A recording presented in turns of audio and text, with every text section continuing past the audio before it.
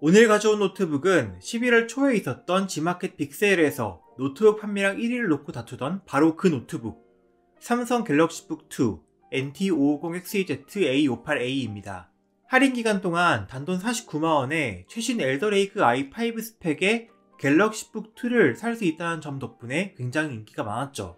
그런데 이걸 갤럭시북 2라고 부르는 것 자체가 전 일종의 소비자 기만이 아닌가 싶은데요. 이 노트북의 전작은 갤럭시북 1이 아니라 삼성 노트북 플러스 2이기 때문입니다.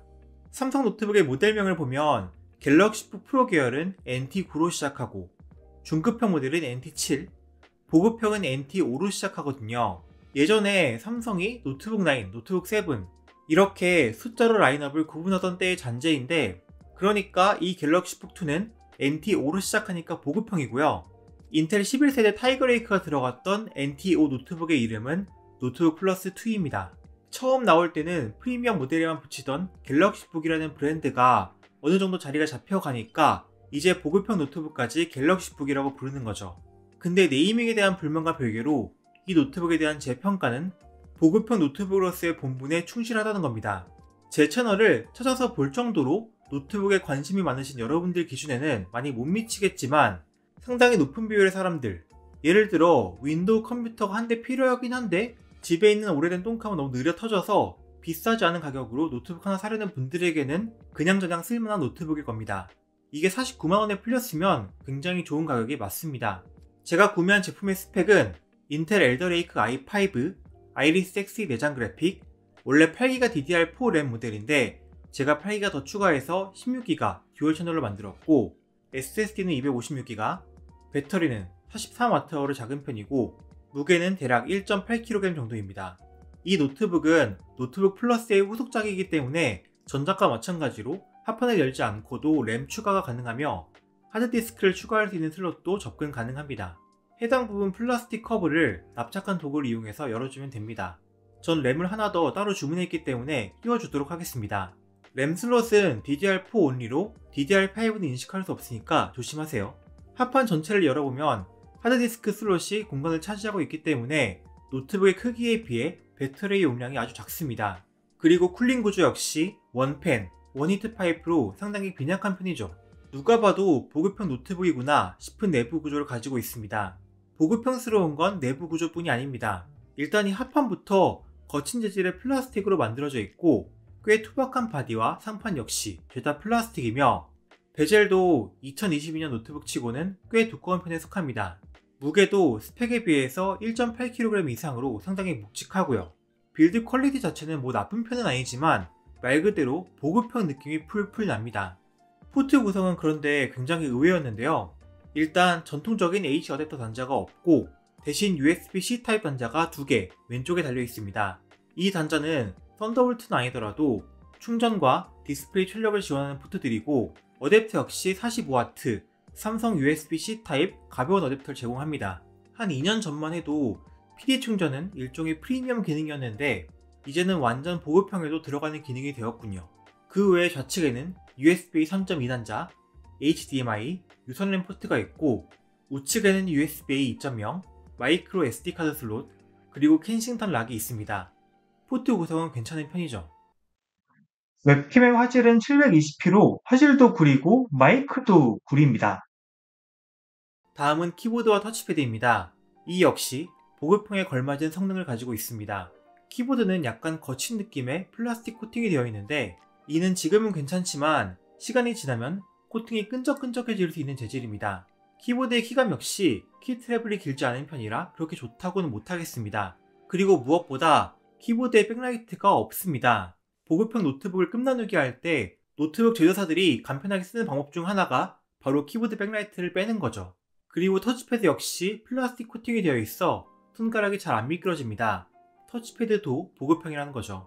디스플레이는 16:9 비율의 풀 HD 해상도의 광시야각 디스플레이를 사용하고 있습니다만 디스플레이의 품질은 영 좋지 않습니다.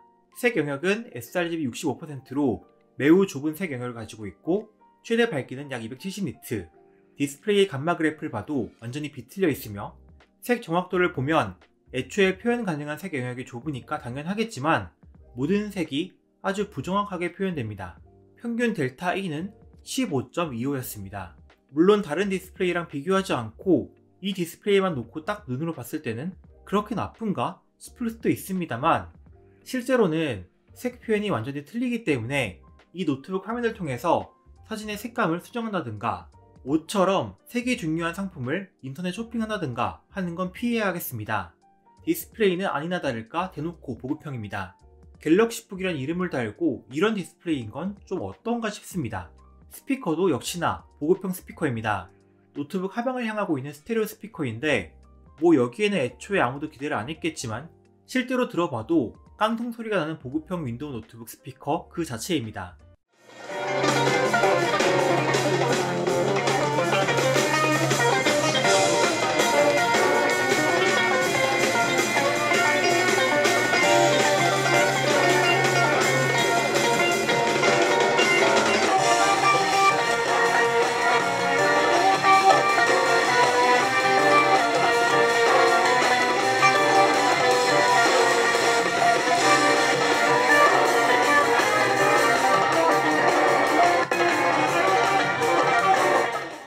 이 노트북도 성능 테스트를 해야 하는데 저번에 리뷰했던 HP 드래곤플라이에 들어간 것과 동일한 인텔 엘더레이크 U i5가 탑재되어 있습니다.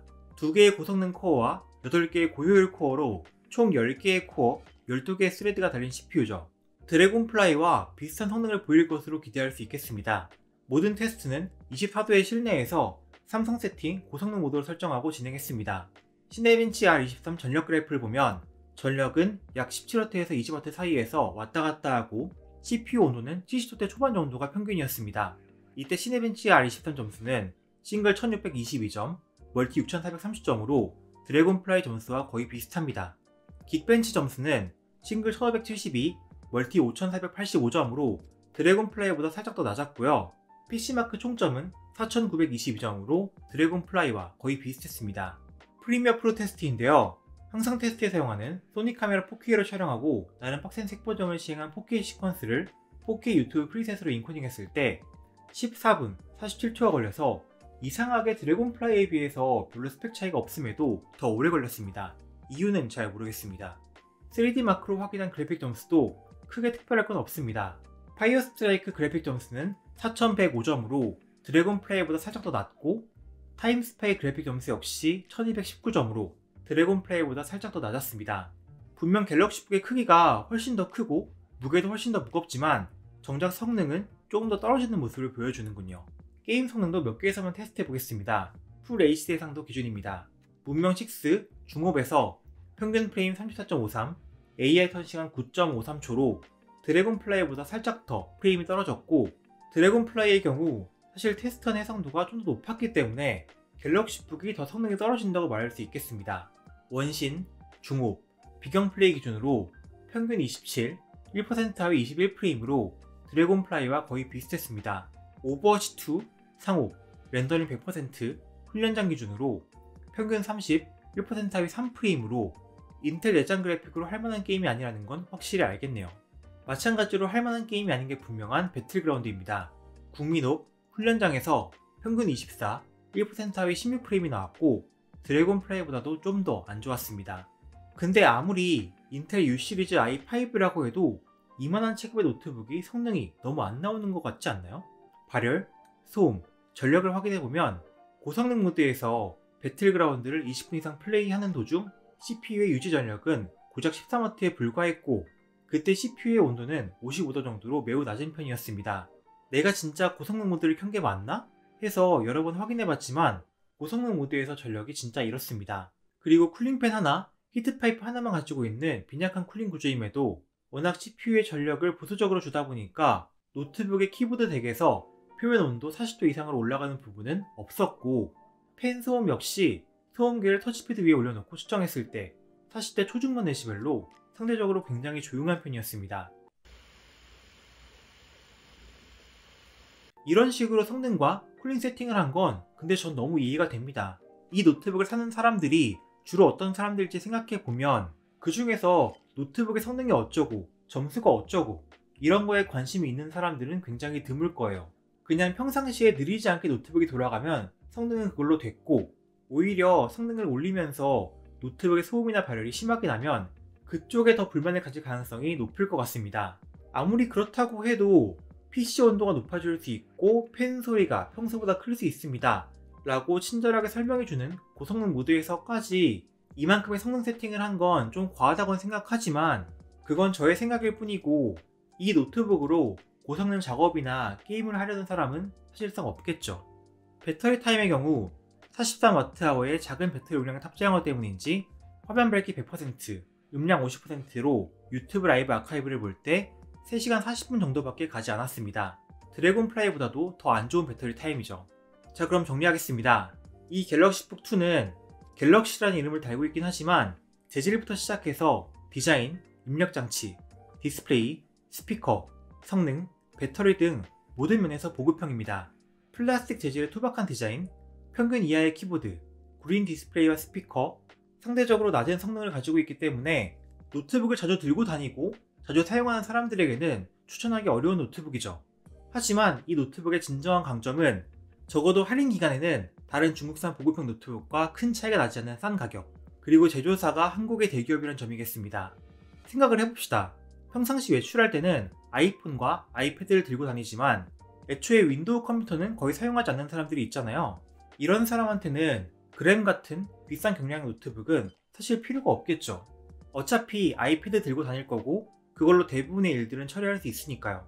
하지만 이런 사람이라도 윈도우 컴퓨터가 하나는 필요하다고 느낄 겁니다. 윈도우에서만 처리할 수 있는 일들, 윈도우에서 하는 게 훨씬 편한 작업들이 분명 있으니까요. 그런 사람들한테는 이런 보급형 갤럭시북이 정말 좋을 수 있습니다. 저가형 데스크탑을 사는 것과 그렇게 큰 가격 차이가 나지 않으면서 더 유연하게 사용할 수 있고 AS를 받기도 매우 편리하죠.